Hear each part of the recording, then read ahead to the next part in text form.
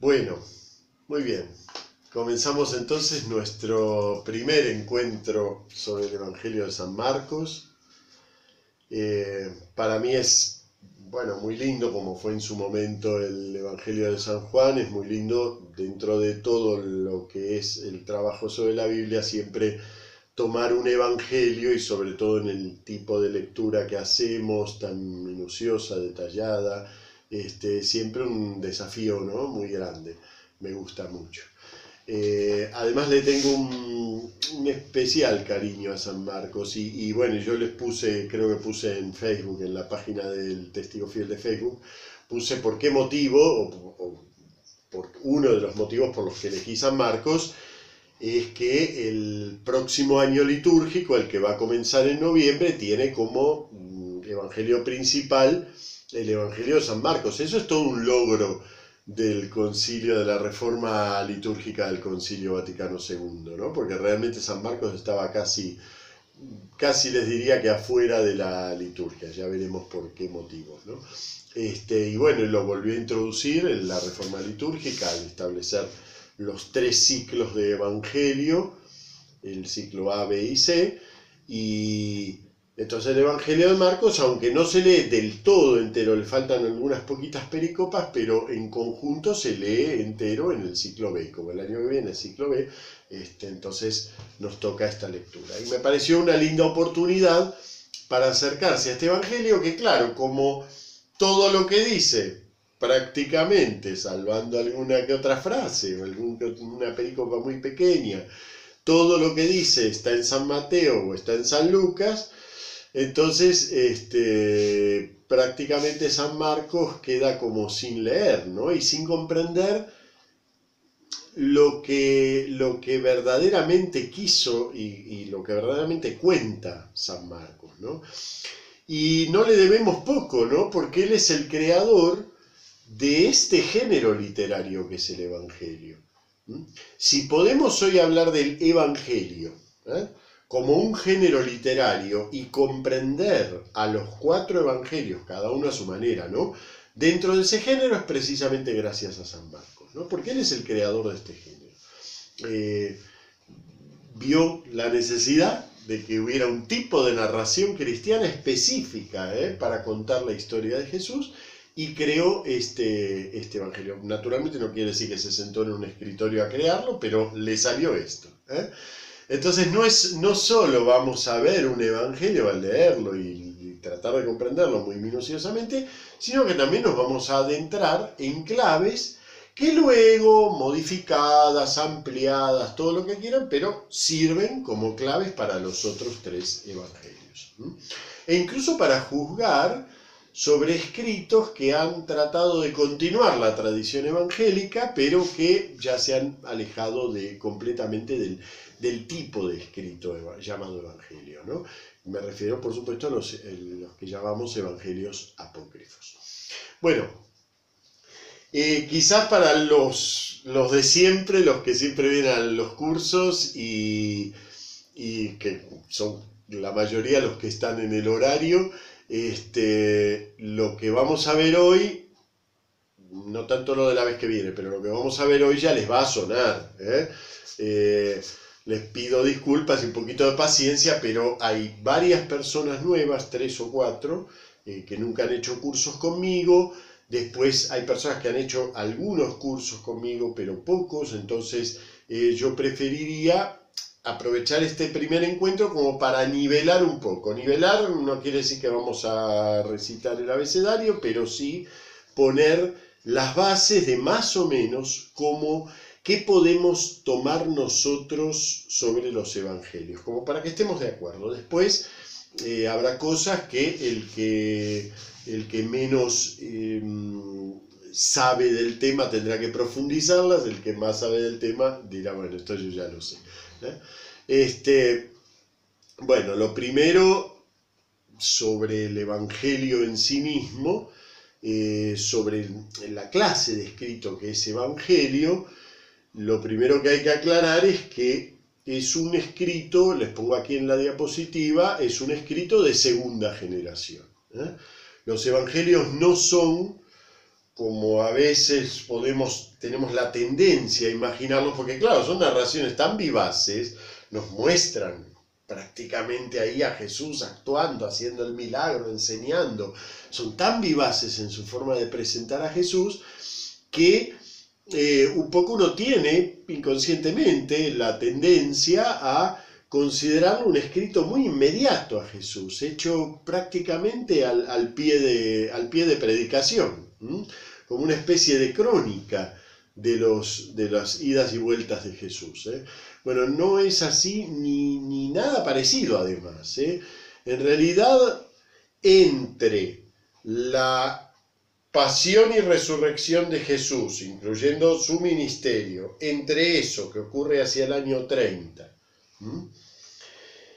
y el primer evangelio que conocemos, que es este de San Marcos, median no menos de 30 años. San Marcos se ubica en los años 60. No hay mucha forma de ubicarlo con precisión, pero vamos a poner mediados de los 60. Así que hay no menos de 30 y pico de años. 30 y pico de años donde ha ocurrido San Pablo, donde ha ocurrido la expansión, la apertura de la iglesia a los gentiles, donde ha ocurrido la fundación de comunidades que nosotros conocemos, pero que no sabemos exactamente cómo nacieron. Por ejemplo, la importantísima comunidad de Roma, por ejemplo, es una de ellas. Ya ha habido, hacia los años 60 y pico, ya ha habido graves rupturas con el judaísmo, digámoslo así, oficial. Aunque todavía para la época de San Marcos la fe cristiana se entiende como una parte del judaísmo, no es todavía una fe independiente, pero ya piensen que la ruptura final se produce en los 80, o sea que estamos ya en un clima de ruptura. Todo eso que pasó en el término de 30 y pico de años dejó su sedimento en el Evangelio. No solo dejó su sedimento en el Evangelio, sino que además no es que un buen día se levantó Marcos y dijo, ay, no tengo nada que hacer, voy a escribir un Evangelio. No.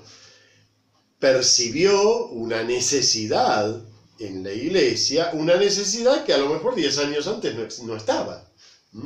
Es decir, que realmente es un escrito de segunda generación, porque en una segunda generación aparecen cuestiones, problemas, necesidades, desaparecen personas, o sea, se empieza a dispersar la iglesia. Nosotros decimos en el credo, ¿no? La iglesia apostólica. Pero eso no quiere decir que están los 12 ahí sentados controlando que todos crean lo mismo. No, la iglesia por supuesto que es apostólica, pero esos apóstoles, además de que no los podemos, ya hablaremos en su momento de los 12, no lo podemos circunscribir a los 12, pero incluso reduciendo al número de 12 los apóstoles, no formaron un núcleo que estaban sentados en Jerusalén, para nada. Si no, la iglesia no hubiera llegado a tener la expansión que tuvo en tan poco tiempo. Fueron misioneros, se alejaron. Las diversas iglesias tuvieron desarrollos diversos también, y eso fue generando una necesidad nueva. Esa necesidad nueva la podemos identificar con la necesidad de una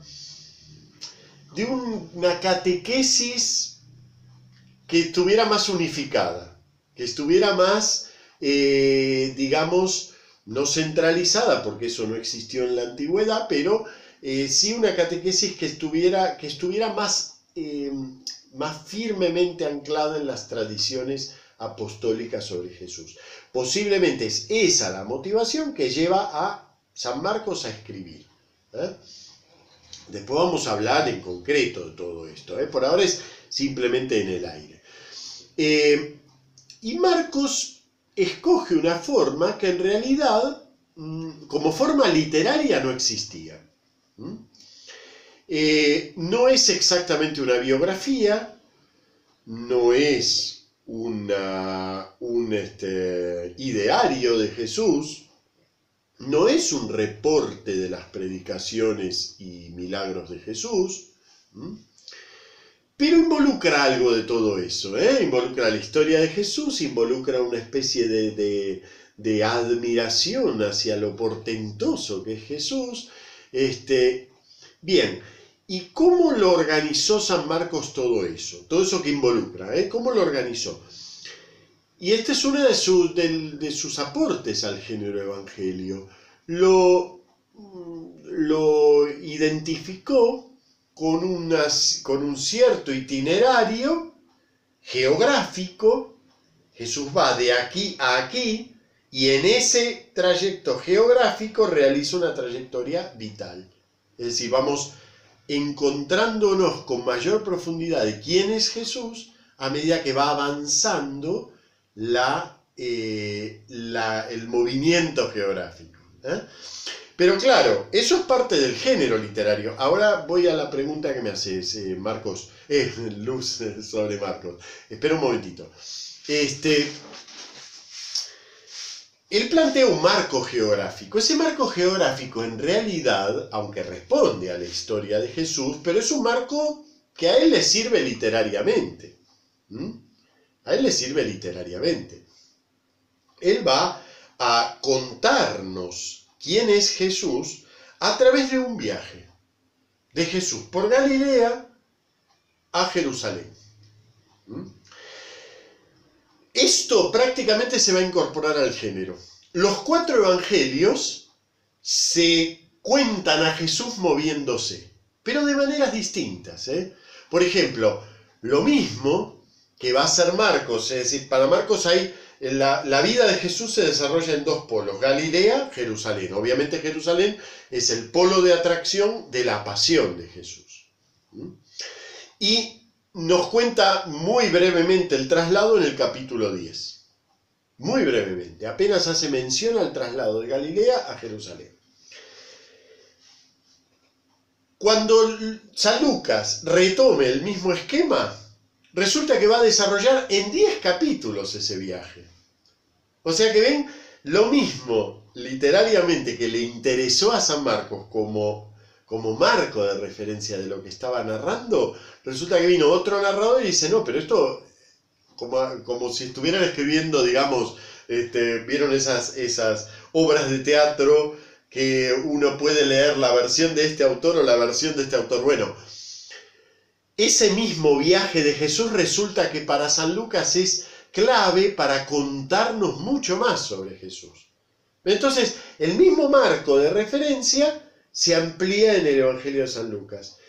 Y tiene otra forma ligeramente distinta en el Evangelio de San Mateo. Igual vamos a tratar la relación entre San Mateo y San Lucas, porque San Mateo sigue bastante de cerca a San Marcos, ¿eh? Pero ven, por ejemplo, en lo que San Mateo nos quiere contar, no cabe que Jesús haya pisado tierra de los gentiles, ¿eh? Mientras que en lo que San Marcos nos quiere contar, entra que Jesús haya pisado tierra de los paganos, ¿eh? Haya pisado tierra pagana. Entonces, nos va a mostrar a Jesús moviéndose en tierra pagana, mientras que San Mateo, sin decir que él no pisó tierra pagana, porque eso no dice así, ¿eh? Pero él en ningún momento lo muestra a Jesús pisando tierra pagana.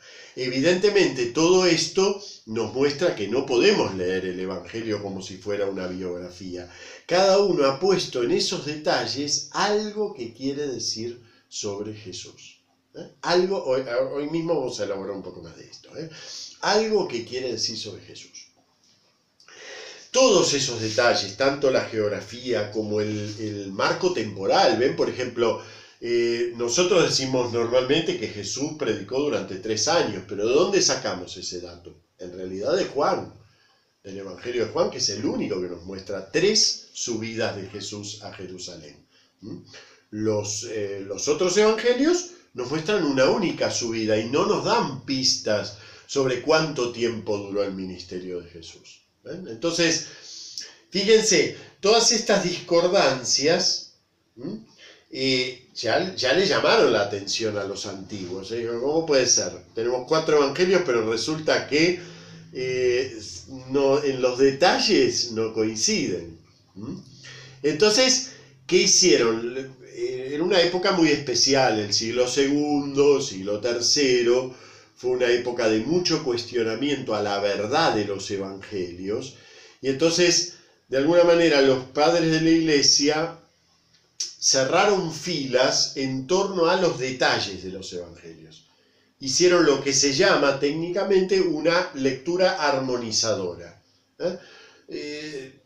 Prácticamente unificaron los 4 evangelios, sin eliminarlos, porque son 4, pero fíjense, para que se den una idea, un padre de la iglesia sirio, Tasiano, escribe la primer armonización sistemática de los evangelios llamada el Diatésaron. Diatésaron quiere decir a través de los 4. Diatésaron, se entiende que la frase completa es a través de los 4, uno solo. Y esa escritura de Tasiano, que no es palabra de Dios, porque es su elaboración exegética, sin embargo, en la iglesia siria, durante mucho tiempo se leyó eso como evangelio de la liturgia, y no los 4 evangelios. O sea, fíjense que la idea era, tenemos 4, y eso es como un problema, porque no se entienden estas divergencias. Bueno,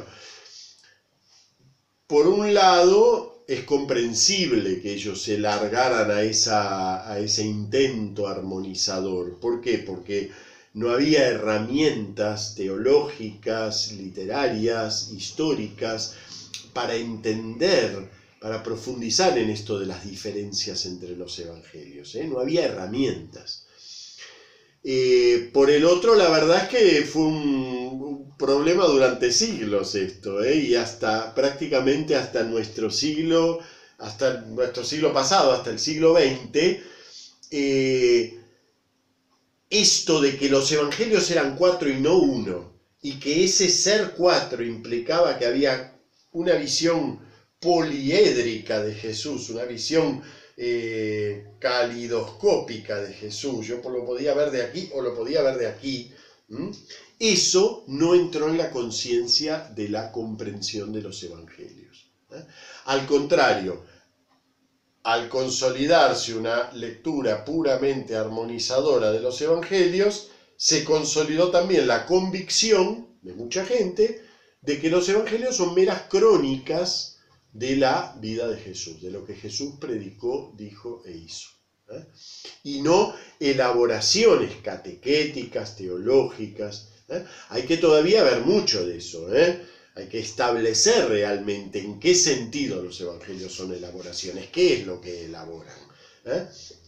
Pero lo cierto es que los evangelios no son un escrito hecho al vuelo de la predicación de Jesús, al contrario, es un escrito hecho para un momento de la iglesia que ya no es el momento inicial, que ya la iglesia ha madurado y piensa a su Señor. Ahora vamos a hablar de eso, de la madurez de la iglesia y todo esto, ¿no?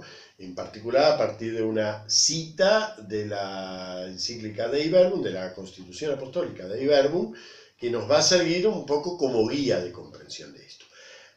Antes de pasar a la siguiente diapositiva, voy a las preguntas que me hacen. Primero, la pregunta que me hace Luz.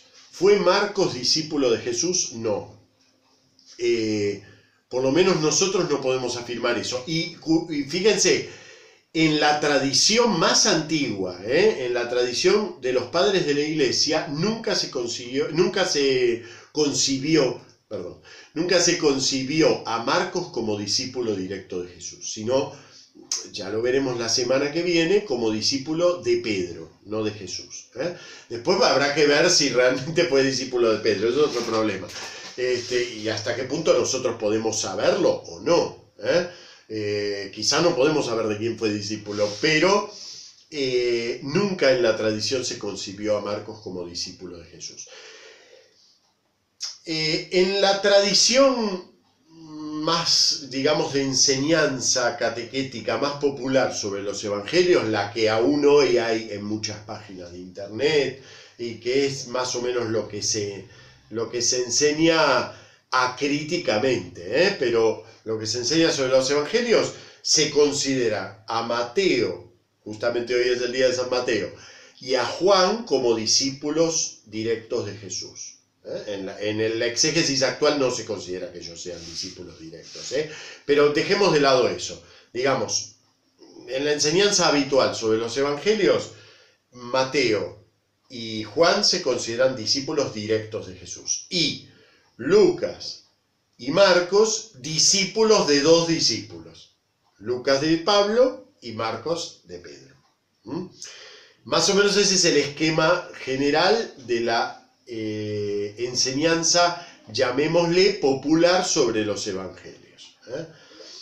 Es una enseñanza que se consolidó en época de los padres de la Iglesia, basado a veces en tradiciones leídas muy a bulto. Ya lo veré, eso lo veremos la semana que viene, cuando veamos de dónde sale que San Marcos sea discípulo de Pedro, y cómo entender eso. Porque sí que hay una vinculación, pero quizás no es directamente discípulo de Pedro, es un discipulado un poquito más indirecto. Pero ustedes piensen que para los padres de la Iglesia del siglo II era muy importante poner muy cerca la redacción de los evangelios a la vida de Jesús, porque eso era lo que los gnósticos cuestionaban. Los gnósticos cuestionaban precisamente la vinculación entre los evangelios y la historia de Jesús. Entonces, por ese motivo, tenían la tendencia los padres de la Iglesia, apologéticamente, defensivamente, tenían la tendencia a querer adelantar lo máximo posible la cercanía entre los evangelios y Jesús. Me pone Alex, igual que hoy, bueno, un poquito sí, a veces en la predicación popular se vuelve a insistir sobre lo mismo, pero no hace falta, porque hoy tenemos una comprensión histórica, teológica, exegética, una comprensión, digamos, con muchos más elementos, con esos que le faltaban a los padres de la Iglesia. Porque han pasado 20 siglos y hemos estudiado mucho en esos 20 siglos. Entonces, tenemos hoy una comprensión mayor que nos permite entender perfectamente que haya esos 35 años de diferencia mínimos entre Jesús y el primer evangelio, que podamos integrar esos años en la comprensión del evangelio y que no consideremos que esos años impliquen necesariamente una ruptura entre quién fue Jesús y qué predicó Jesús y lo que dicen los evangelios que es Jesús y que predicó Jesús. No tenemos por qué suponer una ruptura, sí un crecimiento. Si algo de todo esto no lo entienden, les parece muy difícil, me lo ponen en nota. No dejen de preguntar cualquier cosita que les surja. Como recién Luz, ¿fue Marcos discípulo de Jesús? Bueno, pues respuesta rápida, no. Nunca en la tradición se afirmó eso. Ya lo demás lo vamos a seguir elaborando. Bueno. La segunda diapositiva, la número 3, la titulé El Evangelio Madurez de la Iglesia. Un poco a veces la tendencia nuestra es considerar que el Evangelio, bueno, claro, ustedes piensen que uno abre una Biblia, Nuevo Testamento, lo primero que le aparece es el Evangelio. Y además, naturalmente, toda la fe cristiana se basa en Jesús. Entonces, esa idea de que el Evangelio es primero que todo lo demás, nos pesa mucho a la hora de interpretarlo. Parece como si tuviera que venir primero el Evangelio, después las variaciones sobre los temas predicados por Jesús, Pablo, Santiago, Pedro, Juan, y por supuesto el final de todo, el Apocalipsis. Parece como si ese orden en el que están los libros reprodujera el orden de apropiación de estos textos para la fe. Y no es así. En realidad, los 4 evangelios son escritos de mucha madurez, escritos que suponen ya una vida de fe. Por eso, si ponemos el Evangelio en manos de de la gente, te convertiste, toma, lee el Evangelio.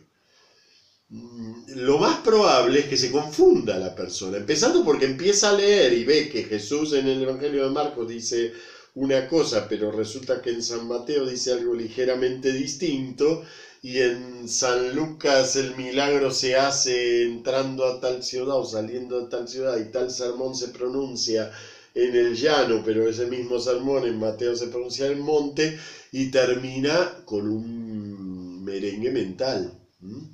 ¿Por qué? Porque en realidad los evangelios suponen varias cosas. Primero, cuando se escribieron no eran 4, eran cada uno entraba en un área de la iglesia, cada uno le hablaba a un tipo de comunidad, y posiblemente, si por ejemplo Mateo es evidente que conoció el Evangelio de San Marcos no conoció ni el de Mateo ni el de Lucas, quizás no conoció tampoco el material que luego ellos usaron para hacer el suyo.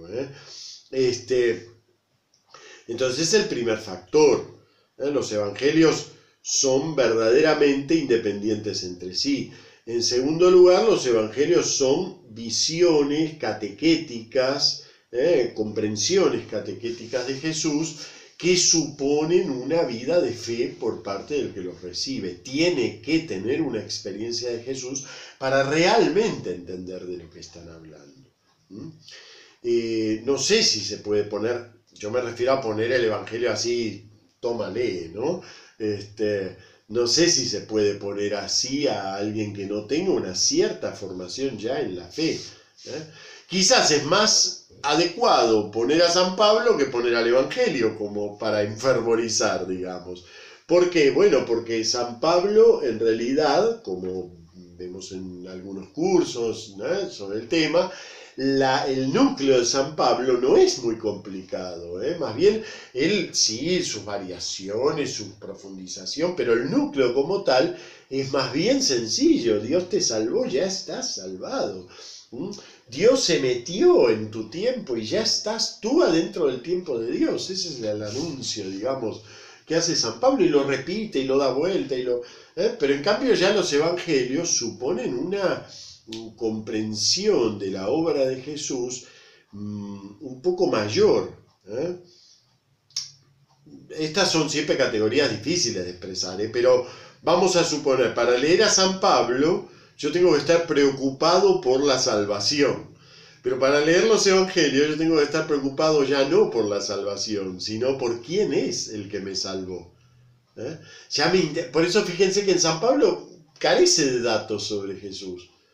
Prácticamente los podemos contar con los dedos de la mano las alusiones concretas a la vida de Jesús. Y nunca son demasiado concretas. En todo San Pablo, que es un corpus más grande que los evangelios. Y sin embargo podemos contar con los dedos de la mano las alusiones a la vida concreta de Jesús.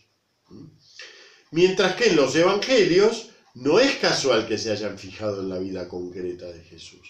Precisamente porque ya la reflexión va un punto más alto. Esto lo recoge la Constitución Apostólica Dei Verbum en una sentencia que es un poquitito críptica para el lector, ¿no? Porque en un solo parrafito, que se los copié aquí en la diapositiva tercera, la Dei Verbum 19, en un solo parrafito muy pequeño, dice algo muy importante, y que si nos lo salteamos, tenemos mucho problema para comprender cualquiera de los 4 evangelios. Dice: los apóstoles comunicaron a sus oyentes esos dichos y hechos de Jesús. Venía hablando de eso, de que Jesús se comunicó con dichos y con obras y con palabras. Los apóstoles comunicaron a sus oyentes esos dichos y hechos de Jesús con la mayor comprensión que les daban la resurrección gloriosa de Cristo y la enseñanza del Espíritu de la verdad. O sea, ellos no es que se sentaron a contar lo que vieron. Se sentaron a contar una comprensión mayor de lo que vieron, penetrando mucho más en lo que vieron, apoyados en dos cosas que no ocurrieron mientras Jesús predicaba, sino después: la resurrección y la enseñanza del Espíritu de la verdad. Después vamos a ver esto, cómo se traduce esto de la enseñanza del Espíritu de la verdad en algunos momentos de los evangelios, ¿no? Pero entonces, de aquí sacamos una conclusión fundamental, ¿eh? Los evangelios no son una biografía de Jesús, son un testimonio de fe. Y no cualquier testimonio de fe, no la fe que podría tener cualquier creyente judío de la época. Y que es una fe muy sincera, muy auténtica, pero no es esa la fe supuesta en los evangelios. La fe supuesta en los evangelios es la fe apostólica en Jesús, o sea, la que transmitían los apóstoles y misioneros en su predicación viva, y que estaba basada en una intensa experiencia personal y eclesial de la resurrección. La pregunta: si yo hubiera estado al lado de Jesús, ¿hubiera visto lo que cuenta San Marcos, San Mateo, San Lucas o San Juan? ¿Hubiera oído lo que ellos cuentan que dijo Jesús? Bueno, en realidad no. Si yo hubiera estado al lado, no hubiera visto eso mismo. No hubiera oído eso mismo. Es decir, es como no sé, vamos a poner, un ruso aterriza en Cataluña y ve en este momento, todos saben que andamos aquí en España con un problema, que Cataluña se quiere independizar. Aterriza un ruso y mira el problema y no entiende el problema de la misma manera que lo entiende un catalán, un español de otra región que no sea Cataluña, alguien que vive y comprende, digamos, los resortes de lo que está ocurriendo, y ve lo mismo, pero la verdad es que no puede decir lo mismo sobre la cosa. ¿Por qué? Porque no tiene, aunque ve lo mismo, no tiene la percepción basada en una experiencia que excede a lo que se puede ver. Y lo que nos pasa muchas veces, ¿cuántas veces juzgamos desde afuera las situaciones? Y bueno, y la gente que lo juzga de dentro no será objetiva, no será imparcial, pero posiblemente lo que dice es mucho más verdadero.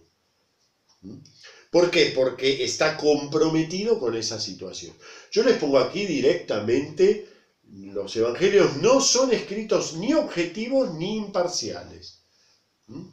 En realidad, el ideal de objetividad e imparcialidad, además de ser muy problemático como ideal, hay que ver si alguna vez alguien puede hacer algo objetivo e imparcial, además de ser un objetivo difícil de alcanzar y hay que ver si es realmente un ideal, son ideales muy posteriores, son ideales modernos, O sea, no existe para nada, tampoco para los evangelios, no existe en la antigüedad el objetivo, la idea de objetividad y de imparcialidad.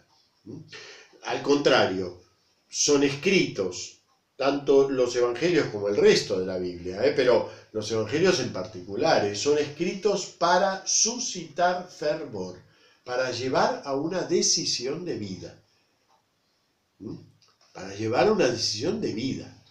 Porque además están hechos a partir de una experiencia de Jesús que no es la del observador imparcial, sino la de aquel que ha sido instruido por la resurrección gloriosa de Cristo y por la enseñanza del Espíritu de la verdad, como dice la Diver.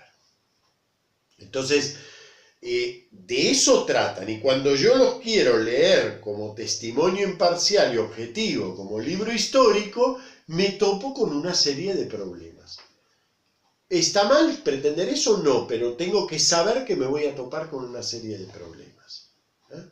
Y tengo que poder identificar esos problemas. Bien, vamos a profundizar un poquito más en esto.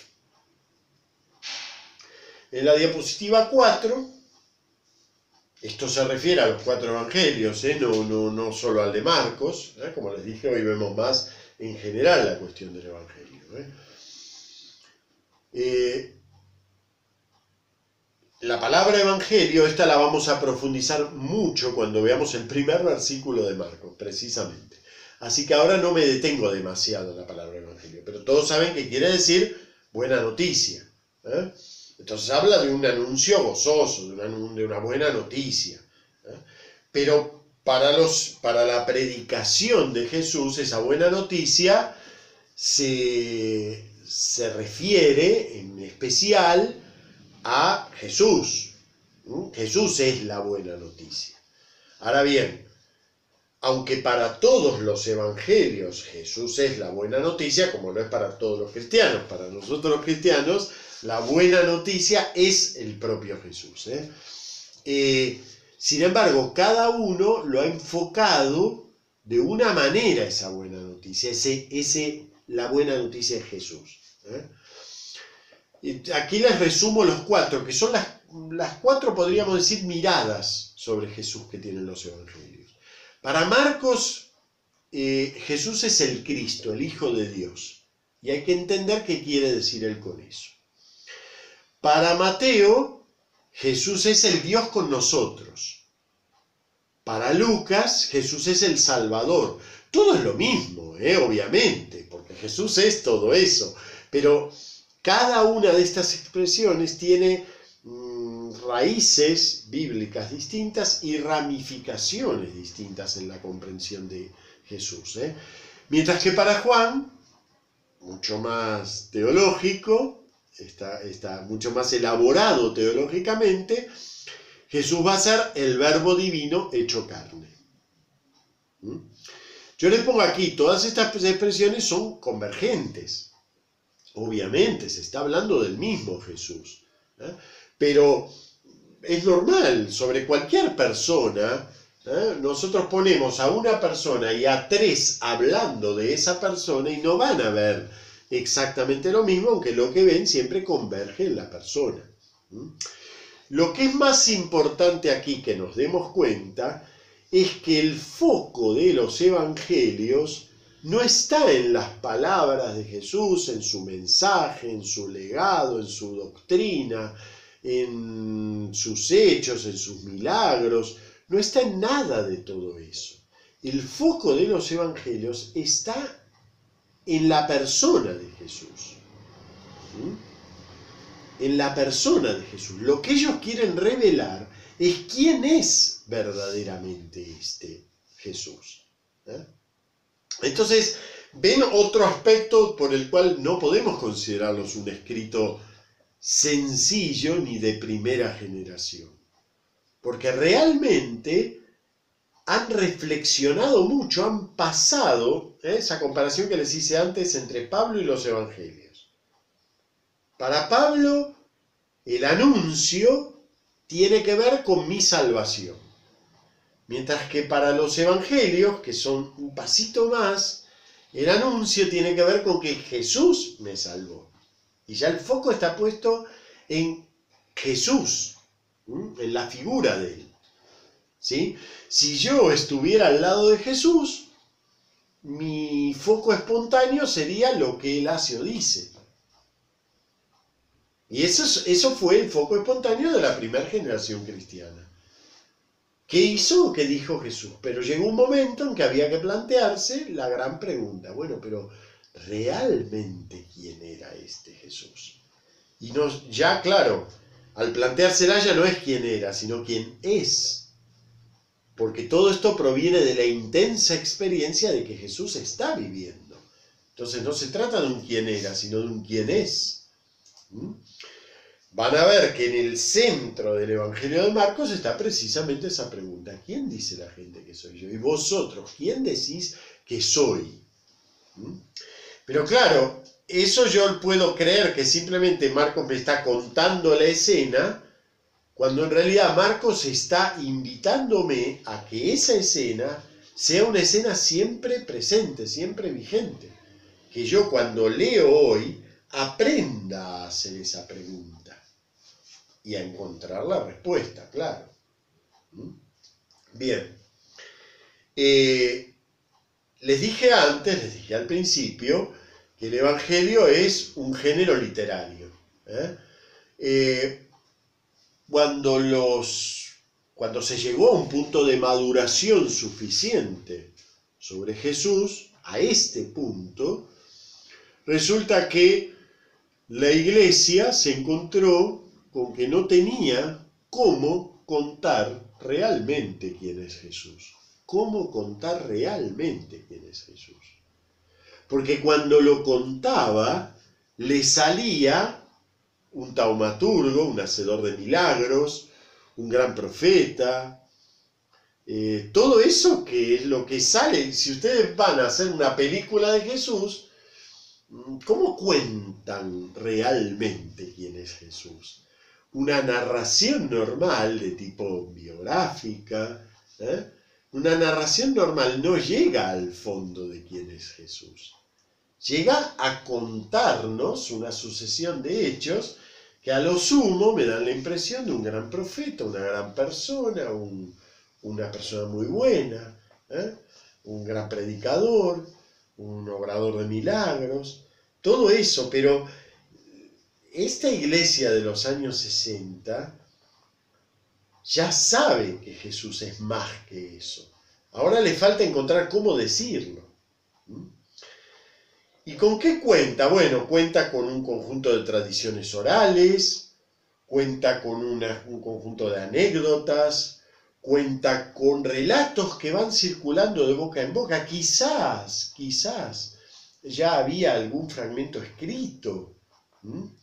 Tal vez hubo una colección de dichos de Jesús, cosas que Jesús había dicho. Eso no lo usó Marcos, pero los especialistas en la actualidad suponen que hubo, además de Marcos, más o menos por la misma época, una colección de dichos de Jesús. En la exégesis se llama la fuente Q, para ponerle un nombre, porque en realidad no la conocemos, no llegó a nosotros, pero suponemos que además del Evangelio de Marcos, que fue el primero, hubo otros intentos de coleccionar, ya no hacer un evangelio, sino coleccionar las frases célebres, llamémosle así, de Jesús. Quizás existió, y es posible que haya existido antes que el Evangelio de Marcos, una narración ordenada de la pasión, que sirva como molde, que haya servido como molde y también como puntapié de partida del Evangelio de Marcos. Entonces, claro, al primero que se le ocurre esto, vamos a suponer que es Marcos, porque no sabemos si hubo otros intentos antes. Podemos imaginar que sí, porque el Evangelio de San Marcos es tan desarrollado que él u otros evidentemente habrán hecho algún experimento antes. Nadie llega de la nada a sacar fuego con 2 palitos. Se hacen muchos experimentos antes de eso. Bueno, pero nada de todo eso nos llegó. Nuestro escrito evangélico es Marcos, el primero que tenemos. Bueno, la gran pregunta que se habrá hecho Marcos es: ¿cómo hago con todo esto? Después ya la semana que viene vamos a ver las motivaciones de Marcos un poco más en detalle. Pero hoy simplemente pasamos por las motivaciones de Marcos y nos reconstruimos su pregunta. Bueno, ¿cómo hago con todo esto? A ver, yo tengo un montón de cosas que me contaron sobre Jesús. Yo tengo un montón de anécdotas. Tengo el culto, tengo la liturgia, el culto. Nos reunimos cada semana a orar en el nombre de Jesús. Recitamos unas oraciones y comemos el pan de la comunión con Jesús. Y ese pan tiene un valor especial porque no es pan, es una comunión con la propia vida de Jesús. Bueno, yo tengo todo eso. ¿Cómo hago para que todo esto, por supuesto esto no es un proceso racional, yo estoy simplemente reconstruyendo algo que ocurrió en el espíritu de San Marcos, pero no sabemos hasta qué punto él fue consciente de todo eso. ¿Cómo hago para que todo esto revele la verdad sobre Jesús? Revele que Él está vivo, que Él no está muerto. Revele que su espíritu está en nuestra iglesia. Revele que todo lo que nosotros hacemos y decimos es movido por el espíritu. Entonces, bueno, ¿qué hizo San Marcos? Encontró un modo literario que le pareció el más adecuado, que era esta especie de periplo vital entre Galilea y Jerusalén. Esta especie de camino que tenía que ser el gran símbolo del camino interior de Jesús, que va pasando desde su bautismo en el Espíritu a ser él mismo el que, digamos, se queda con los suyos. Tan eficaz fue esto que San Marcos encontró, es decir, realmente llegó a poder decir la verdad sobre Jesús. Realmente la iglesia encontró, la iglesia de su momento, encontró en el escrito de San Marcos que se había dicho la verdad sobre Jesús. Hasta tal punto fue así que la siguiente generación de muchos años, pero en la siguiente instancia, Mateo, Lucas, con alguna diferencia de años, ¿sí? Usaron este mismo esquema, lo ampliaron. Por ejemplo, Mateo y Lucas incluyeron relatos de infancia, cosa que a San Marcos no se le ocurrió. Es decir, que hicieron el periplo mucho más largo. E incluso, como les mostré antes, San Lucas va a ampliar el trayecto geográfico. Juan va a incluir la preexistencia de Jesús, o sea, se va a remontar a los orígenes celestes de Jesús. Juan va a incluir la preexistencia e incluso va a formular en ese poema de la preexistencia de Jesús, Juan 1, 1 al 18, va a incluir su gran formulación. Jesús es el verbo de Dios hecho carne. Pero a pesar de que cada uno va variando un poquitito el esquema, básicamente conservan este ser, una narración situada geográficamente para revelar una situación vital de Jesús. Luego ya se va a perder de vista un poquito el sentido de este género, la finalidad que tenía, por qué estaba escrito así. Entonces, estos que nosotros llamamos evangelios apócrifos, que han sido en su momento evangelios que han surgido en iglesias concretas, igual que los 4 que tenemos, perdieron un poquito el norte y ya se convirtieron en anecdotarios de Jesús, colecciones de enseñanzas cada vez más esotéricas, en fin, fueron perdiendo un poquito el norte sobre esto tan central que fue el Evangelio. Para quienes les guste la literatura, yo les diría, Marcos dio con la forma justa. Yo se los puse aquí en bastardilla la expresión, la forma justa, porque es como el haber encontrado exactamente la unión entre lo que quiero decir y cómo lo voy a decir. Realmente encontró la forma justa. Esa forma justa sirvió poco tiempo, porque además no hay otro personaje sobre el cual componer un evangelio que sobre Jesús, porque fue una forma diseñada para Jesús, para decir quién es Jesús. Bueno, esto mismo que les estoy comentando, todo este proceso que lleva desde el momento en que vivió Jesús al momento en que salen los evangelios, en general en la exégesis contemporánea se sistematiza en 3 etapas. Lo tienen en la diapositiva 6. Para quienes quieran y necesiten profundizar un poquitito en esto, pueden leer una instrucción de la Pontificia Comisión Bíblica del año 64, que es la instrucción Sancta Mater Ecclesia, o la verdad histórica de los evangelios. En ese momento estaba muy cuestionado, en los años 60, pero ya me refiero al siglo XX, no a los años 60 de la época de Jesús.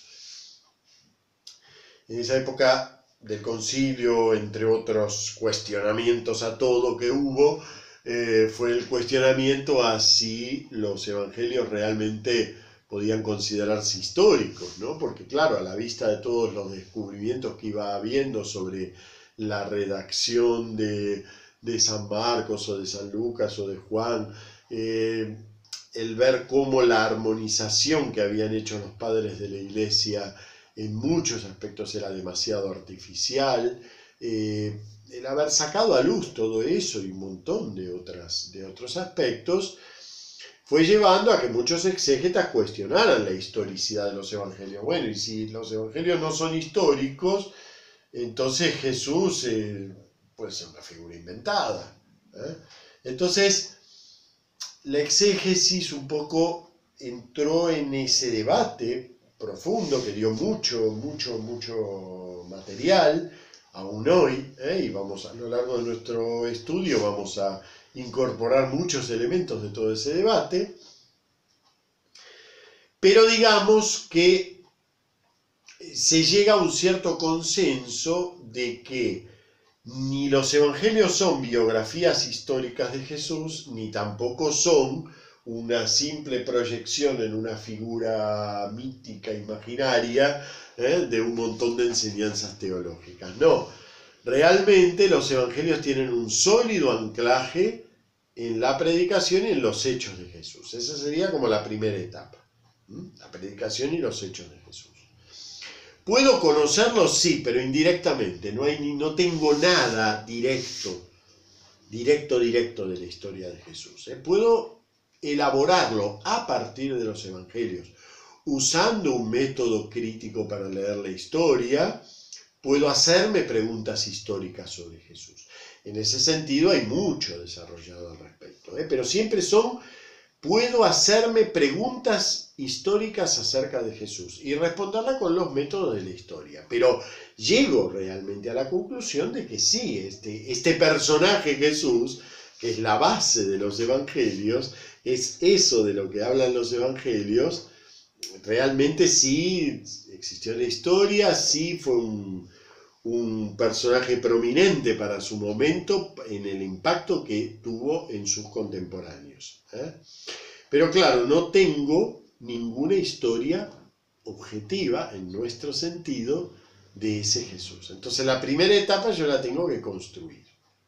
¿A través de qué? De la lectura crítica de aquello que tengo como material, que son los evangelios. Cuando Jesús predicó y obró curaciones, milagros, la pasión, cuando Jesús predicó y obró, generó un impacto muy grande en quienes lo rodeaban. Ese impacto se tradujo en realmente una nueva fe, en una nueva, no me gusta decir en una nueva religión, sino en una nueva fe. Una nueva fe que con el tiempo hasta rompió con la religión judía y se transformó en una nueva religión. Con el tiempo, con bastante tiempo. Todo ese proceso dice cosas sobre Jesús, ya veremos cómo las dice cosas sobre Jesús, elabora cosas sobre él, da respuesta a nuevos problemas. Como se genera un choque con los contemporáneos, se generan persecuciones, también va generando nuevo material acerca de Jesús. Todo eso, esa segunda etapa, lo llamamos la tradición sobre Jesús. La tradición sobre Jesús. No hay todavía nada escrito, y si lo hay, no nos ha llegado. No hay todavía nada escrito. En un tercer momento, la predicación evangélica, o sea, ya se sistematizan esas tradiciones, se controlan esas tradiciones de acuerdo a los recuerdos apostólicos sobre Jesús, se ponen a punto esas tradiciones, se ponen a crítica esas tradiciones, y de todo eso surge la predicación evangélica. O sea, la redacción concreta de los evangelios, que no es una mera redacción de esas tradiciones anteriores sumadas a la historia, sino que es realmente un nuevo intento. Cada uno de los evangelios tiene una finalidad, un objetivo, quiere contar algo concreto sobre Jesús. Eso que les resumí antes con las 4 miradas. Jesús es el Cristo, el Hijo de Dios, Jesús es el Dios con nosotros, Jesús es el Salvador, Jesús es el Verbo hecho carne. Bueno, el objeto de los evangelios sigue siendo siempre la persona de Jesús. Por eso hay que tener cuidado, porque a veces, como las palabras se usan en muchos sentidos, a veces vienen las revelaciones privadas de, supónganse las de María Valtorta, famosas los no sé cuántos tomos son, yo los tenía, pero ahora no me acuerdo cuántos son, creo 8 o más, en donde, por ejemplo, dedica páginas a contarnos las florcitas que estaban en el balconcito de la casa de Nazaret. 10 me dice Elena, muy bien. 10. Nos dedica páginas a las florcitas que hay en el escabel de la ventana de Nazaret y a cómo la Virgen va preparando el té, etc. Bueno, eso no es evangelio. Yo no me meto con si son visiones auténticas o no, en la digamos, tradición teológica, las visiones no son nunca fotografías, así que ahí hay mucho de narración. No me meto sobre si eso es o no es una visión auténtica, o no me interesa, digamos, el tema, no estoy dentro de ese tema. Pero no es evangelio, eso seguro. Fíjense que precisamente lo que hay en todo ese, yo puse lo de María Valtorta por poner un ejemplo, pero hay muchas. Todo lo que hay en ese tipo de revelaciones privadas falta en los evangelios. Está totalmente ausente de los evangelios. No nos dicen nada sobre todo eso. Y además parece que yo les diría, que hasta parece que nos escamotearan todos esos datos. Porque uno a veces hasta se desespera, da ganas de agarrarlo a Marcos del cuello y decirle, pero ¿por qué no me cuentas un poquitito más de detalle? Hombre, te hubieras gastado un poquitito más, aunque sea en decirme en qué idioma lo estaba diciendo. Pues no. Están ausentes porque no les interesa para nada. Cuando hacen algún tipo de elaboración que parece ser de color local o de descripción de ambiente o cosas así, resulta que uno encuentra de fondo que en realidad lo están usando simbólicamente. ¿Qué sé yo? Supongamos, ¿no? Cuando San Juan nos cuenta de las tinajas, de las purificaciones de los judíos en las bodas de Caná, uno dirá, eso es colorido local. No. Él cuidadosamente pone allí algún tipo de simbolismo. No, o sea que cuando acude al color local, cuando los evangelios acuden al color local, a la descripción del ambiente, a eso que parecen datos, resulta que siempre encontramos que hay algo más que el dato en lo que quieren decir. Algo más que el dato. ¿Ven? Entonces, hay que tener cuidado con eso. En cada fragmento del Evangelio están trabajando las 3 etapas y nosotros no llegamos nunca a la primera de manera directa, es decir, al hecho que ocurrió. Nunca es ese hecho que ocurrió. Siempre es el hecho que ocurrió transmitido e interpretado, vivido, discutido en una tradición, reapropiado y profundizado en la dimensión de quién es Jesús en una redacción. Siempre.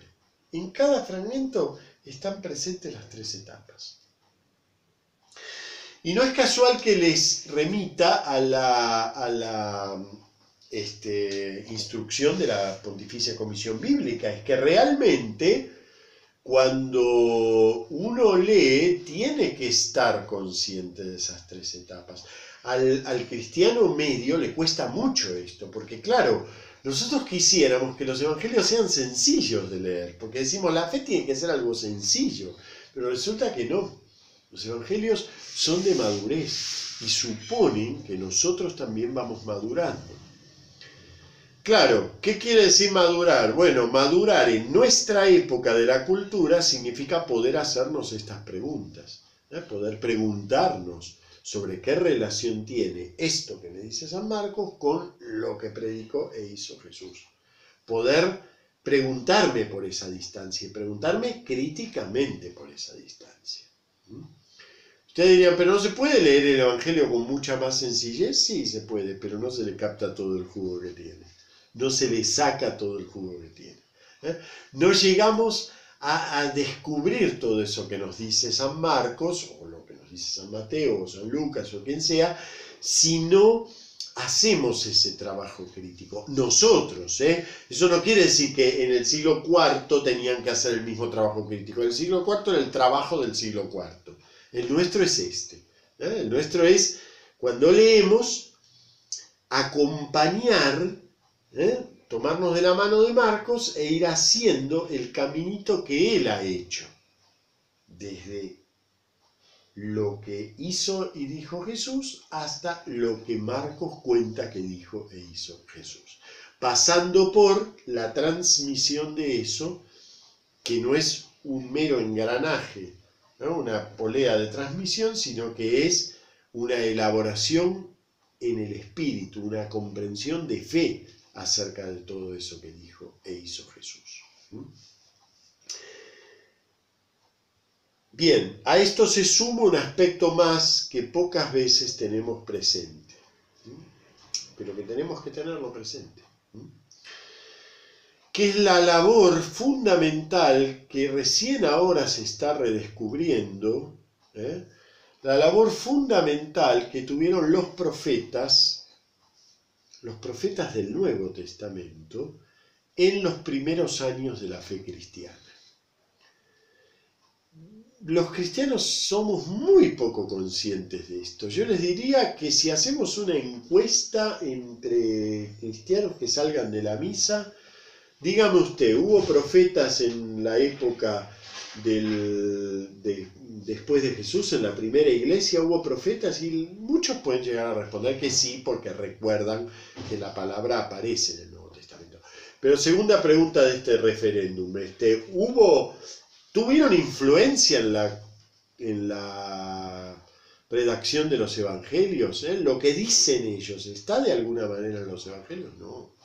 Los evangelios cuentan lo que dijo e hizo Jesús. Bueno, muy otra cosa es lo que nos dice la propia Biblia.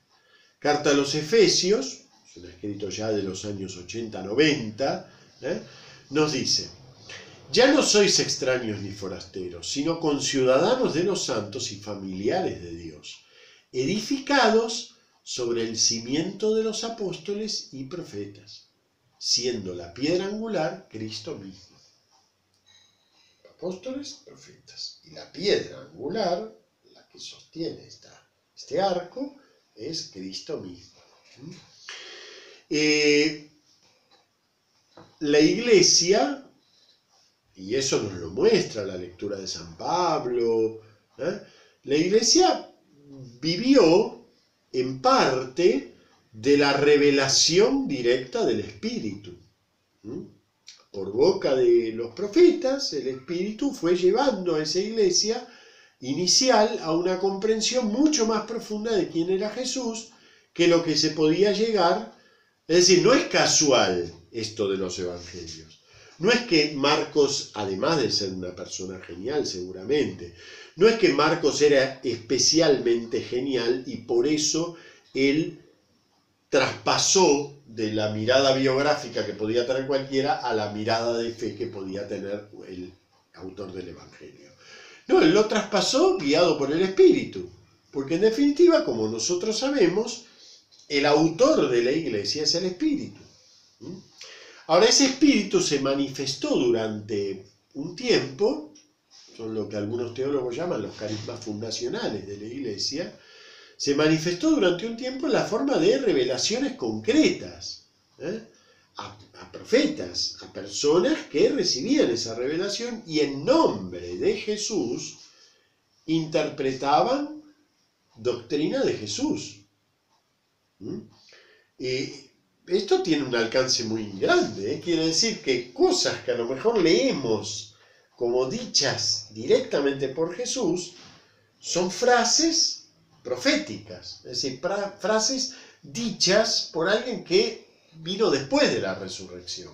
Y eso, claro, nos choca al leer el Evangelio, ¿eh? Por ejemplo, tomemos cualquier ejemplo del Evangelio de los que podemos tener varios testigos, o sea, el que puede estar en los distintos evangelios, y nos vamos a encontrar, qué sé yo, la cuestión del divorcio.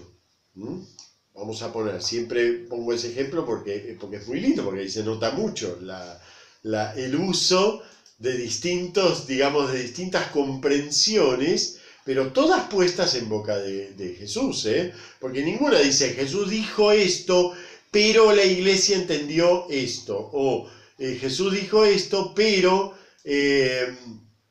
la iglesia amplió la enseñanza diciendo o explicando tal cosa. No, lo ponen como enseñanza directa de Jesús. Uno te dice que que el varón no despida a su mujer, y el otro te dice que Jesús dice que el varón no despida a su mujer ni la mujer al marido, cosa que no existía entre los judíos, porque entre los judíos no podía la mujer despedir al marido. Entonces, cuando Jesús aparece diciendo eso, evidentemente no es una grabación de lo que dijo Jesús. Vamos a ver, miren, vamos a leer. Esperen un poquito. Aquí estamos. De manera que ya nosotros, bueno,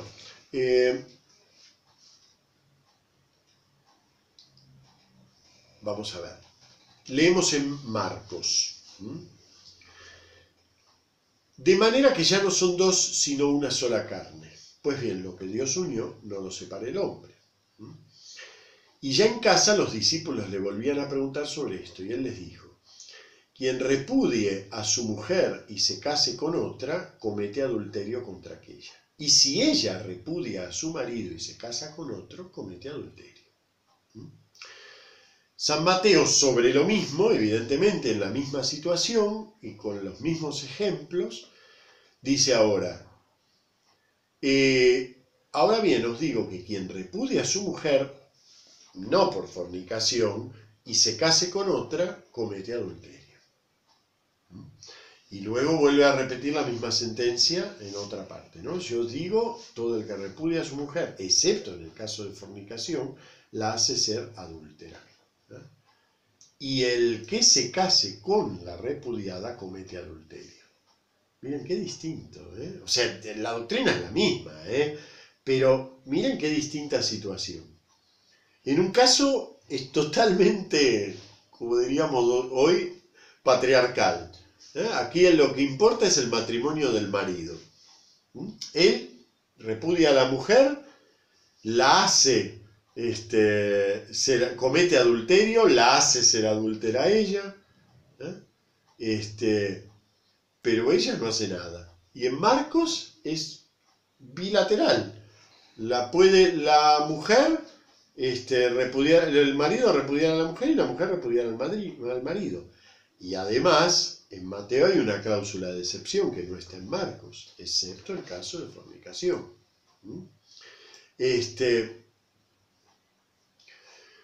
En Lucas va a decir: todo el que repudia a su mujer y se casa con otra, comete adulterio. Y el que se casa con una repudiada por su marido, comete adulterio. Pero del adulterio de la mujer no dice absolutamente nada.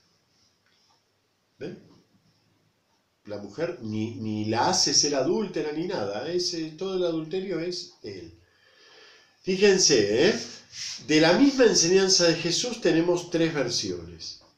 Bueno, tenemos más versiones de esto mismo.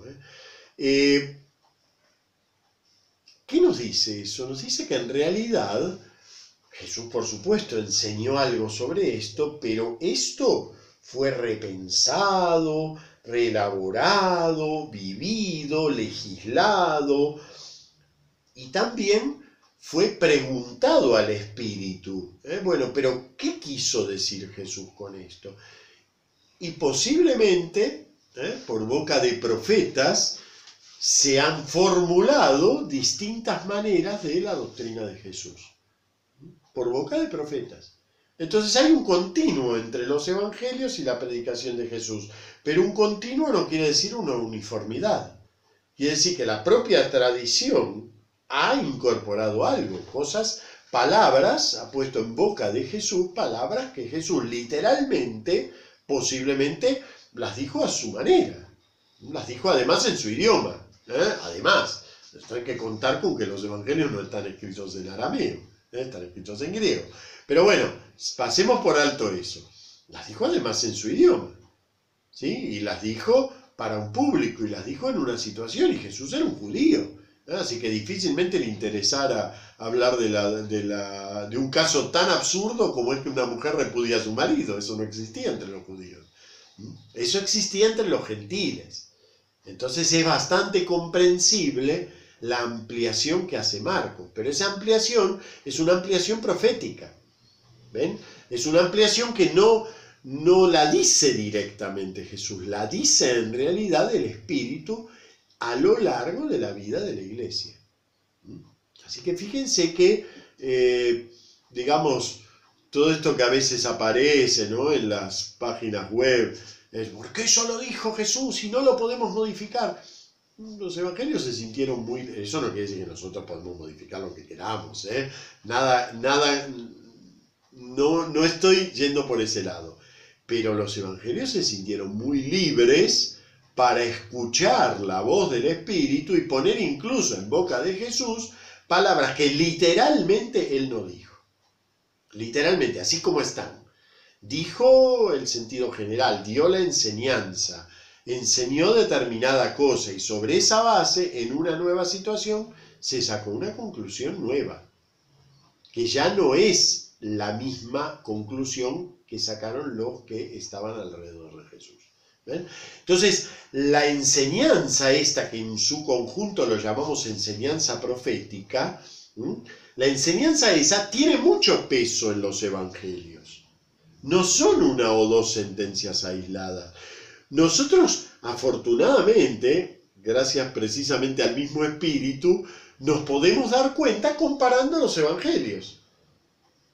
Ahí nos damos cuenta que, aunque la enseñanza global es la misma, los detalles de uno y otro responden a situaciones nuevas.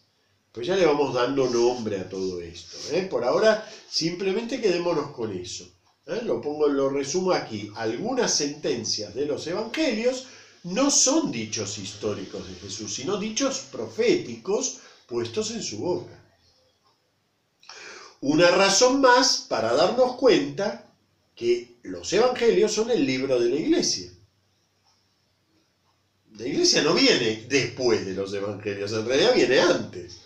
Jesús fundó su iglesia y su iglesia escribió los evangelios, inspirada por supuesto por el Espíritu. Pero su iglesia escribió los evangelios, que la incluyen ya dentro de su comprensión.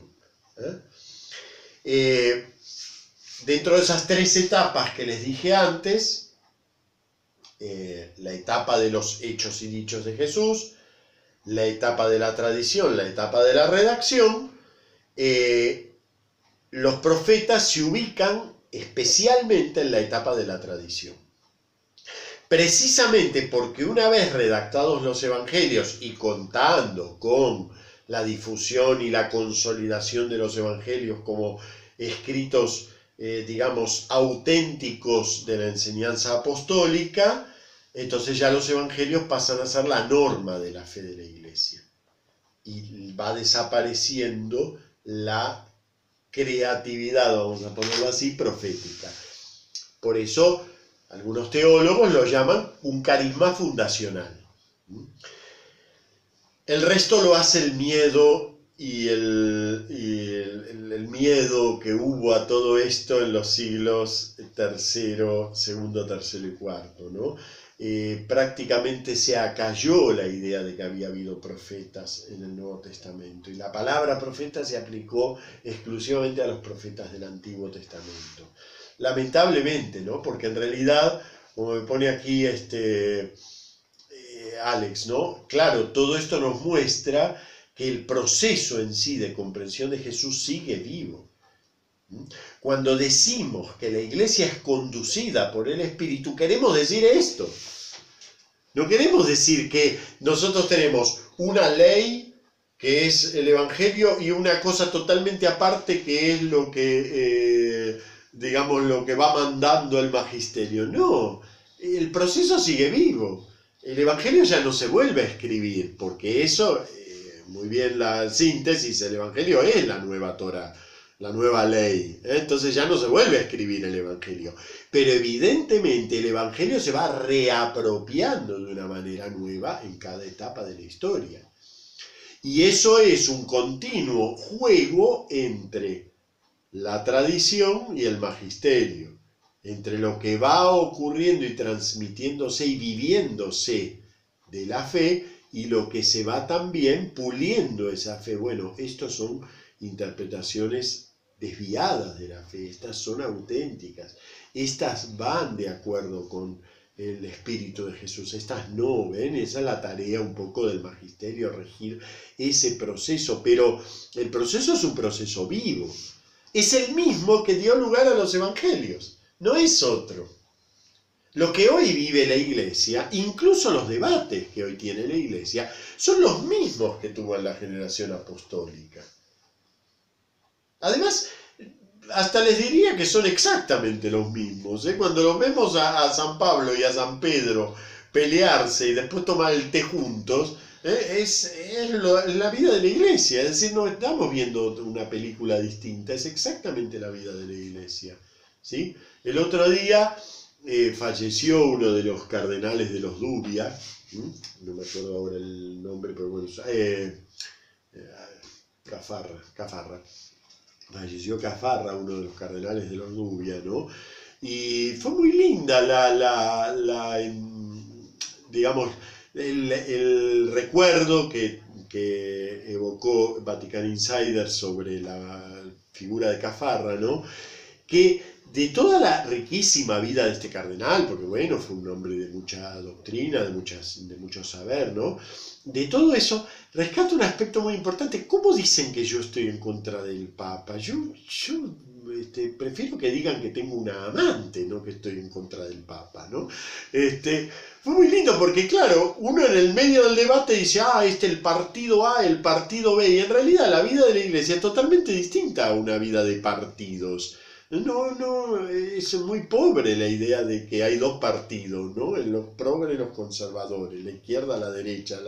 Es muy pobre porque la realidad es que estamos en manos del Espíritu, ¿no? Y el Espíritu es el que va suscitando también estos debates, va propiciando que exista todo esto, ¿no? Porque todo eso es el avance del Espíritu. Bueno, así se escribieron los evangelios. No sentado en una mesa, San Pedro dictándole a Marcos lo que tenía que poner porque él lo escuchó a Jesús, sino San Marcos recreando el ambiente, podríamos decir así, de Jesús, pero no para contarnos anécdotas, sino para decirnos la verdad de fe acerca de Jesús. Jesús es el Hijo de Dios. Bueno, eso tal como lo comprendió Marcos es lo que él nos transmite. Ampliado, Ahora vamos a ir sumergiéndonos en eso.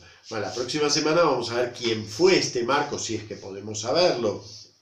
Pero por lo menos reconstruir un poco, no su persona, porque no lo conocemos, pero reconstruir un poquitito la mentalidad marcana, ver un poco de qué trata esto, por qué es tan distinto y qué valor tiene, porque ojo, Marcos ha sido ninguneado durante siglos al amparo, bajo el paraguas de Mateo, Marcos ha sido ninguneado. Cuidado que hay mucho ruido de fondo. Marcos ha sido ninguneado durante siglos, pero realmente, digamos, debe valorarse como algo tan propio que se puede leer no solo independiente de San Mateo, sino además con una riqueza distinta que la de San Mateo. Bueno, muy bien. Por hoy entonces terminamos. Yo sé que muchas de estas cosas que digo no son nuevas para algunos de ustedes, pero para otros van a ser muy novedosas. Entonces vamos equilibrando de a poquito la balanza, ¿sí? La semana que viene, con la apropiación ya de la figura de Marcos y de las generalidades sobre su evangelio, ya nos vamos a poner un poquito más a tiro, y después la tercera clase, que ya es en octubre, comenzamos la lectura minuciosa del evangelio. Como saben, vamos a trabajar con traducción propia del texto, discutiendo a veces tal o cual palabra o expresión que utiliza el evangelio. Y bueno, ya la próxima vez voy a hablar un poco más del método de trabajo, de lo que podemos esperar de una lectura del evangelio. Una lectura que no sea la simple lectura biografista. Bueno, muy bien. Nos vemos entonces el jueves que viene. Y algunos ya los veo mañana con San Pablo. Muy bien, hasta luego. Hasta luego. Gracias.